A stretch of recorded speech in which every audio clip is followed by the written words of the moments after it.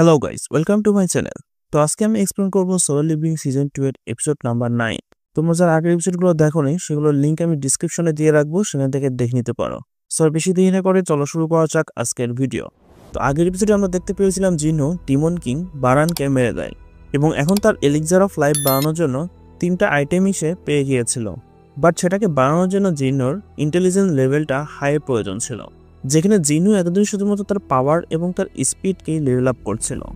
জিনু তারপরেও সিস্টেমকে বলা যায় সে যেন এলিক্সার অফ লাইফকে বানায়। তো আমরা দেখতে পাই কিছুক্ষণ পরে প্রসেসটা ফুলফিল হয়ে যায় এবং জিনু এলিক্সার অফ লাইফের 6টা বোতল পায়।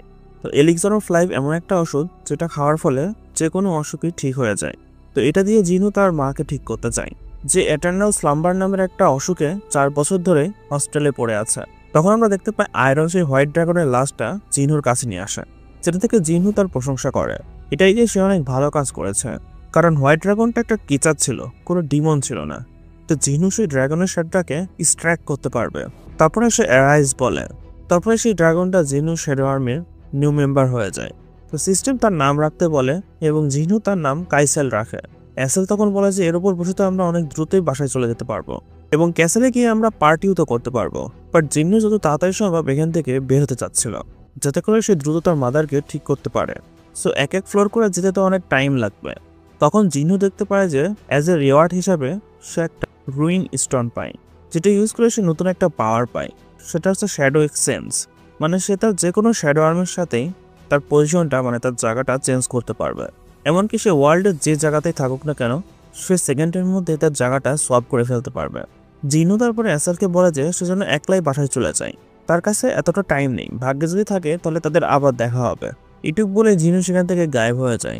অ্যাসেল তাকে কিছু বলতে চাচ্ছিল, বাট ততক্ষণে জিনু সেখান থেকে চলে গিয়েছিল এবং তার জায়গাতে একটা শ্যাডো সোলজার চলে আসে। এটা সেই শ্যাডো সোলজারই ছিল যাকে জিনু তার বাসার চারপাশে পাহারা দেওয়ার জন্য লাগিয়ে রেখেছিল এবং জিনু তার জায়গাতে টেলিপোর্ট হয়ে তার বাসায় চলে আসে। তো এই পাওয়ারটাকে আবার ইউজ করার জন্য তার 3 ঘন্টা ওয়েট করতে হবে। তো জিনু তার ড্রাগন কাইসেলকে ডাকে এবং তার উপর বসে সে হসপিটালের দিকে যাওয়া শুরু করে দেয়। ওদিকে মিস্টার গো জেজু আইল্যান্ডের মিশনের প্ল্যান করছিল। তারা হান্টার্সদের ম্যাজিক পাওয়ার ইউজ করে অ্যান্ডসকে তাদের কুইন থেকে আলাদা করে দেবে। তারপরে তারা রেডিও ওয়েভের ইউজ করবে, যাতে করে সেই অ্যান্ডসরা তাদের নিজেদের মধ্যে কমিউনিকেট না করতে পারে এবং অন্য টিম নেস্টের মধ্যে ঢুকে অ্যান্ড কুইনকে মেরে দেবে। বাট তারা শিওর ছিল না যে সেই রেডিও ওয়েভের প্ল্যানটা কাজ করবে কি করবে না। যদি কোনো খারাপ কিছু হয় তাহলে তারা সেখান থেকে পালিয়ে আসার প্ল্যানও বানিয়ে রাখে। এখন শুধুমাত্র তাদের হান্টার্সদের সেই আইল্যান্ডে পাঠাতে হবে। গো তখন জিনজুলকে জিজ্ঞাসা করে যে জিনুর সাথে কোনো কন্ট্যাক্ট হয়েছে। জিনজুল বলে যে এখন পর্যন্ত না। ওইদিকে আমরা বেককে দেখতে পাই যে তার একটা ওল্ড ফ্রেন্ডের সাথে ডিনার করছিল। তো এই পার্সনটার নাম তাকে মিন বিয়ং গু। সে একটা এস র্যাঙ্কের হিলার এবং সেই দুনিয়াতে সেই হান্টারগুলোদের মধ্যে একজন যে অনেক কম বয়সেই রিটায়ার্ড হয়ে গেছে। বিয়ং বলে যে বেক সত্যি কি আবার সেই আইল্যান্ডে যেতে চায়, যেখানে সে তার চোখের সামনেই ইউনসুককে মরতে দেখেছে, যে তাদেরই থার্ড একটা ফ্রেন্ড ছিল। বেক বলে যে এই জন্যই আমার যেতে হবে, যদি সেই অ্যান্ডসরা আমাদের এরিয়াতে ঢুকে পড়ে তাহলে ফুল কান্ট্রির হালটাই তেমনটাই হবে। বিয়ং তাকে জিজ্ঞাসা করে যে তুমি আবার কবে থেকে দেশভক্ত হয়ে গেল। বেক বলে যে কোনো রিজনই হোক তাকে তো যেতেই হবে। বিয়ং বলে যে তুমি যদি আমাকে সাথে নিয়ে যেতে চাও তাহলে আমি কখনো যাব না। বেক বলে সে শুধুমাত্র তাকে গুড বাই বলতে এসেছে, কারণ কে জানে তাদের আর দেখা হবে কি হবে না। বিয়ং বলে যে সে গভর্নমেন্ট জবের জন্য প্রস্তুতি নিচ্ছে, সে আর কোনো মারামারি খুন খারাপি দেখতে চায় না। এই কারণে সে হান্টারওয়ালার কাছ থেকে রিটায়ার নিয়েছে। সে গভর্নমেন্ট জব করে নর্মাল লাইফ স্পেন্ড করতে চায়। বেক তখন মনে মনে ভাবে যে তুমি ঠিকই বলেছ, শুধুমাত্র হান্টার চাই নর্মাল না। সে আজ পর্যন্ত এমন কোনো হান্টার দেখেনি যার ফাইট করা পছন্দ না। মনস্টারদের সাথে ফাইট করা তো এদের রুটিন হয়ে গেছে। কিছু মানুষ তো এতে মজাও পায়, আর্গিনের জন্য এই কন্ডিশনটাই জরুরি না। তারপরে তারা দুইজন একটু মজা করে। ওইদিকে আমরা দেখতে পাই জিনু হসপিটালে চলে এসেছিল। সে দেখতে পায় যে তার মায়ের ঘাড়ের কাছে জ্বলে যাওয়ার একটা চিহ্ন ছিল, যেটা আসলে জিনুর কারণেই হয়েছিল। বাট তার মা একদমই তাকে কিছুই বলেছিল না। জিনু তারপর ভাবতে থাকে যে তার সেই এলিক্সার অফ লাইফ ইউজ করা উচিত কি উচিত হবে না, কারণ সে জানে না এটা ইউজ করার ফলে কি হতে পারে। বাট তার সিস্টেম তাকে আজ পর্যন্ত অনেক রকম হেল্পই করে এসেছে। সে নিজেই ই র্যাঙ্ক হান্টার থেকে এস র্যাঙ্কের হান্টার হয়ে গেছে। এই কারণে জিনুর সিস্টেমের ওপর ভরসা আছে। তারপরে জিনু এলিক্সার অফ লাইফের সেই বোতলটাকে খুলে ফেলে এবং তার মাকে খাওয়িয়ে দেয়। তারপরে সেই ওষুধের ইফেক্ট শুরু হয়ে যায় এবং তার মা একদম ঠিক হয়ে যায়। এমনকি তার মায়ের গলাতে যেই জ্বলে যাওয়ার চিহ্নটা ছিল সেটাও একদম গায়েব হয়ে যায়। তো জিনু তাকে জেগে ওঠার জন্য বলতে থাকে সে এতদিন পর্যন্ত যা কষ্ট করেছে শুধুমাত্র তার মায়ের জন্যই করেছে ওইদিকে জিনারও কোনো কাজে আজকে মন বসছিল না। কিছুক্ষণ পর জিনু তার চোখ খোলে এবং দেখতে পায় যে তার মাদার জেগে গেছে। সে জিন্নুকে দেখে চিনে ফেলে এবং তাকে জিজ্ঞাসা করে যে সে কত বছর ধরে শুয়েছিল এবং জিনা কেমন আছে। জিনু তাকে বলে যে পুরো 4 বছর ধরে এবং জিনা ঠিকই আছে। সে জিন্নুকে বলে যে সে কত বড় হয়ে গেছে এবং তার গায়ে অনেক কাটারও চিহ্ন ছিল, সে নিশ্চয়ই অনেক কষ্ট করেছে। জিনু কাঁদতে কাঁদতে বলে যে সে ঠিক আছে এবং তার চোখ দিয়ে পানি পড়া বন্ধই হচ্ছিল না। পরের দিন সকালে ডক্টররা জানতে পারে যে এটার্নাল স্লিপওয়ালা পেশেন্টের ঘোষ চলে এসেছে, যেটা শুনে সে বিশ্বাসই করতে পারছিল না। তারপরে জিনও সেখানে চলে আসে এবং তার মাকে দেখার সাথে সাথেই তাকে জড়িয়ে ধরে। জিনু তারপর বাতা থাকে যে তার করা সব মেহনতই সফল হয়েছে এবং আসল রিওয়ার্ড সে এখন পেয়েছে। অন্যদিকে গো একটা প্রেস কনফারেন্স ডাকে এবং সবাইকে বলে যে হান্টার অ্যাসোসিয়েশন জেজু আইল্যান্ডে 4 গ্রেড মিশনের জন্য যাচ্ছে। এই মিশনে আমাদের দেশে শুধুমাত্র এস র্যাঙ্ক হান্টারই থাকবে না, বরং জাপান থেকেও 10টা এস র্যাঙ্কের হান্টার আসতে যাচ্ছে।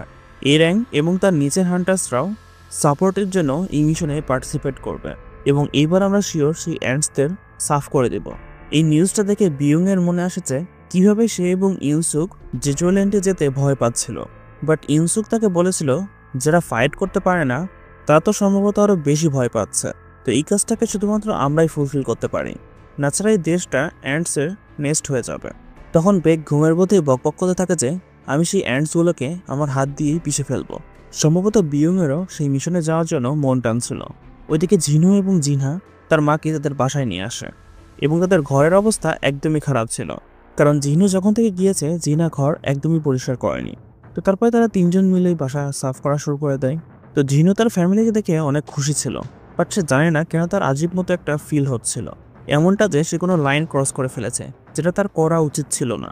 তার মাদার কিউং জিনুকে জিজ্ঞাসা করে যে তার ফাদারের কোনো খবর সে পেয়েছে কিনা এবং সে এটাও জানতে পেরেছিল যে জিনু এখন ইস্ট র্যাঙ্কের একটা হান্টার, যেটা জেনে তার অনেক খুশি হয় কারণ তার ফাদারও একজন ফায়ার ফাইটার ছিল। এবং তারপরে সে হান্টার হয়ে মানুষদের লাইফ বাঁচানো শুরু করেন। এগুলো দেখে কিউং তাকে বিয়ে করেছিল এবং জিনু একদম তার ফাদারের মতোই হয়েছে। ওইদিকে জিনা বলেছে সে ডক্টর হতে চায় যাতে করে সেও মানুষদের জান বাঁচাতে পারে, যেটা শুনে কিউং বলে যে তুমিও তোমার ফাদারের মতোই হয়েছ। তারপরে জিনুর কাছে অ্যাসোসিয়েশন থেকে কল আসে।